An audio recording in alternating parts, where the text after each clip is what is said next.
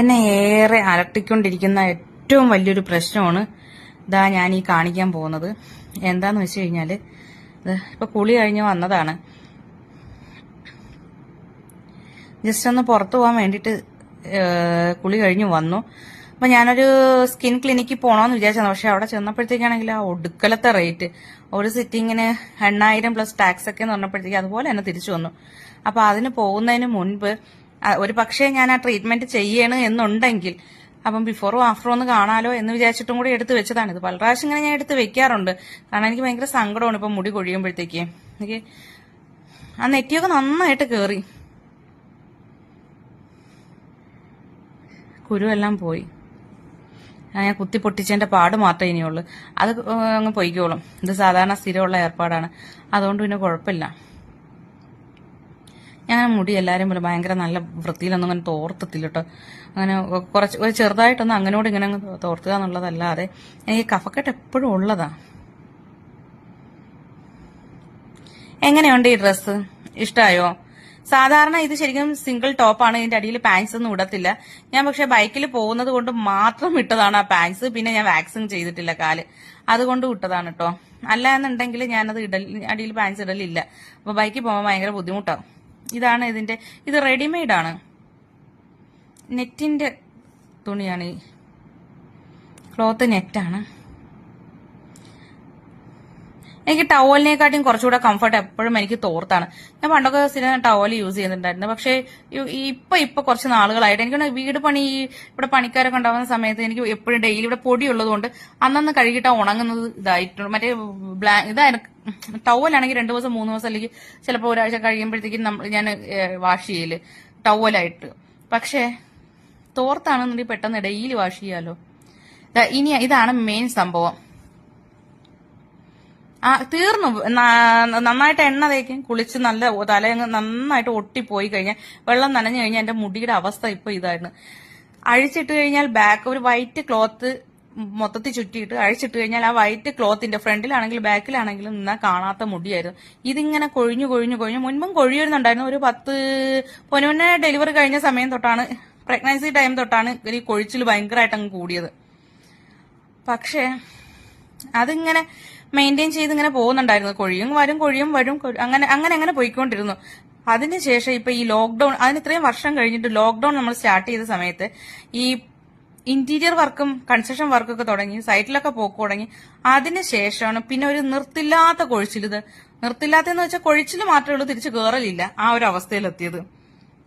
ഒരു കൈയുടെ 2 വിരൽ കൊണ്ട് ഒന്ന് ചെറുതായിട്ടൊന്ന് പിടിക്കാൻ പറ്റുന്ന അത്രേ ഉള്ളൂ ഇപ്പോ.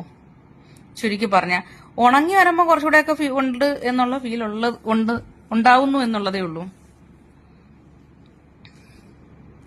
മുടി കൊഴിച്ചിൽ എന്ന് പറയുന്നത് എല്ലാ പേർക്കും ഭയങ്കരമായിട്ട് ഒരു ബുദ്ധിമുട്ടുണ്ടാവുന്ന ഒരു സംഭവമാണ്.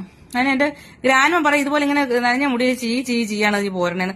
അതൊന്നും അല്ല എന്റെ സത്യം. അത് ഓൾറെഡി കൊഴിഞ്ഞിരിക്കുന്ന മുടിയാണ്. അത് ഇങ്ങനെ നമ്മൾ പിടിച്ചാലും ഇല്ലെങ്കിലും അതിന് പോരുന്നത്. അതുകൊണ്ട് ഇങ്ങനെ കെട്ടുവീഴുക, ഭയങ്കരമായിട്ട് കെട്ടുവീഴുക. ഈ കൊഴിഞ്ഞിത്രയും തീർന്നപ്പോഴത്തേക്കും ഭയങ്കര കെട്ടുവീഴുക. നല്ലൊരു വേവി ഹെയർ ആയിരുന്നു കേട്ടോ എന്റേത്. എന്റെ സ്ട്രെയിറ്റും അല്ല മറ്റേ കേളിയും അല്ല, നല്ല വേവി ടൈപ്പ് ഹെയർ ആയിരുന്നു. അതൊക്കെ പോയി കൊഴിഞ്ഞു വന്നപ്പോഴത്തേക്കും ഇങ്ങനത്തെ അവസ്ഥയായി. ആ വേവി ഫീലൊക്കെ അങ്ങ് പോയി. എന്നിട്ട് അടിയിൽ വന്ന് അകത്തോട്ട് വളഞ്ഞു കിടക്കുമായിരുന്നു. ഇത് കണ്ടോണ്ടിരിക്കുന്ന ആർക്കെങ്കിലും റിസൾട്ട് കിട്ടിയ എന്തെങ്കിലും ഒരു റെമഡി ഉണ്ട് എന്നുണ്ടെങ്കിൽ ദയവായിട്ട് ഇതിന്റെ അടിയിൽ കമന്റ് ആയിട്ട് രേഖപ്പെടുത്തുക. അത് എനിക്കും, ഞാൻ അത് ഉപയോഗിച്ചതിന് ശേഷമുള്ള എന്താണോ എന്റെ റിസൾട്ട്, അതും ഞാൻ പരസ്യമായിട്ടല്ല, ഞാനത് പെയ്ഡ് അല്ലെങ്കിൽ കൊള്ളാം എന്നുള്ള രീതിയിലല്ല. എനിക്ക് റിസൾട്ട് കിട്ടുകയാണെന്നുണ്ടെങ്കിൽ അത് എന്നെ പോലെ ബുദ്ധിമുട്ടുന്ന ബാക്കിയുള്ളവർക്കും കൂടെ ഉപകാരപ്പെടട്ടെ എന്ന് വിചാരിച്ചിട്ട് ഞാൻ പോസ്റ്റ് ചെയ്യുന്നതായിരിക്കും. അത് ഞാൻ വാങ്ങി ഉപയോഗിച്ചിട്ട് അത്രയും ഫലപ്രദമായിരിക്കണം കേട്ടോ. ഒരു സൈഡിൽ നിന്ന് കൊഴിഞ്ഞു വന്ന സാധനമാണ് ഇതായിരിക്കണം. അതുപോലെ ഇത് ഞാൻ മുൻപ് ഒരുപാട് ഇവിടെ പണി നടക്കുന്ന സമയത്ത് ഞാൻ ഇതുപോലത്തെ ഒരെണ്ണം ഇട്ടിട്ടുണ്ടായിരുന്നു. ഇതേപോലെ കൊഴിഞ്ഞിട്ടുള്ളത്, ഇതേപോലെ ഇരുന്ന് ഇങ്ങനെ കട്ടയ്ക്ക് കയ്യിൽ വരുന്നത് അന്ന് തൊട്ടേ വരാൻ തുടങ്ങിയതാ. തീർന്നു, ഉള്ളതങ്ങ് മൊത്തത്തിൽ തീർന്നു. എന്താ പിന്നെ ലെങ്തെങ്കിലും കിടക്കട്ടെ എന്ന് വിചാരിച്ചിട്ടാ. മൊത്തം പോയി കഴിഞ്ഞു കഴിഞ്ഞാൽ പണ്ടൊന്നും എനിക്ക് തീരെ ഇഷ്ടമല്ലായിരുന്നു. ലെങ്തി ഹെയറിനോട് എനിക്ക് ഒട്ടും താല്പര്യമില്ലായിരുന്നു. ഒരു +2 വരെ ഞാൻ U cut, V cut, step cut അങ്ങനെ എല്ലാ കട്ടുകളും മാക്സിമം പരീക്ഷിച്ച ഒരാളായിരുന്നു ഞാൻ.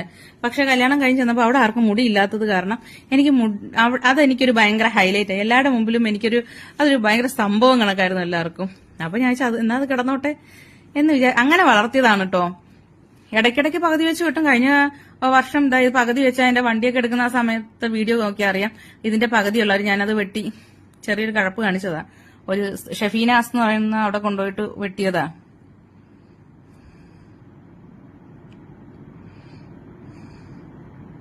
ഒരു കിൻഡലാ വരുന്നത്. കൈ നിറയെ ഇങ്ങനെ പോരുക കണ്ട. എന്നിട്ട് ഞാൻ ഇത്രയും നല്ല വൃത്തിയിൽ ആ കുരുക്കെല്ലാം അഴിച്ചിട്ടും വീണ്ടും കൈ ഇടയിൽ ഇങ്ങനെ തട്ടുന്നത് കണ്ടോ. അപ്പൊ ഇങ്ങനെയാണ് അത് ആൾക്കാർ ഈ എക്സ്റ്റൻഷനൊക്കെ വെച്ചിട്ടാണ്. എക്സ്റ്റൻഷനൊക്കെ എത്ര ബുദ്ധിമുട്ടാ. എങ്ങനെ നീറ്റ് ആൻഡ് ക്ലീൻ ആയിട്ട് ഈ എക്സ്റ്റൻഷനൊക്കെ വെക്കുന്നവർ കൊണ്ടു നടക്കുന്നു വെച്ചാൽ എനിക്ക് മനസ്സിലാവുന്നില്ല. ആഴ്ചയിൽ ഒരിക്കൽ കുളിച്ച് 2 ആഴ്ചയിൽ ഒരിക്കലൊക്കെ കുളിക്കാനും പറ്റുള്ളൂ. വൃത്തിയിൽ തല തോർത്താനും പറ്റൂല, ചീകാനും പറ്റൂല, വലിക്കാനും പറ്റില്ല, പിടിക്കാനും പറ്റത്തില്ല. ഒന്നിനും പറ്റാതെയൊക്കെ എങ്ങനെയാണ് എന്തോ ആൾക്കാർ ഈ എക്സ്റ്റൻഷനൊക്കെ വെച്ച് നടക്കുന്നതൊക്കെ. എനിക്കെപ്പോഴും ഇങ്ങനെ ഫ്രീ ആയിട്ട് നടക്കണം. കഴിഞ്ഞ വർഷം വരെ ഞാൻ ക്യാൻസർ പേഷ്യൻസിന് ഇതുപോലെ മുടി കട്ട് ചെയ്ത് കൊടുക്കുന്നുണ്ടായിരുന്നു. ഇപ്പൊ എന്റെ മുടി മുഴുവൻ കൊഴിഞ്ഞു തീർന്നത് കൊണ്ടാണ് ഞാൻ ഇപ്രാവശ്യം ചെയ്യാത്തത്. അപ്പൊ ഓക്കെ.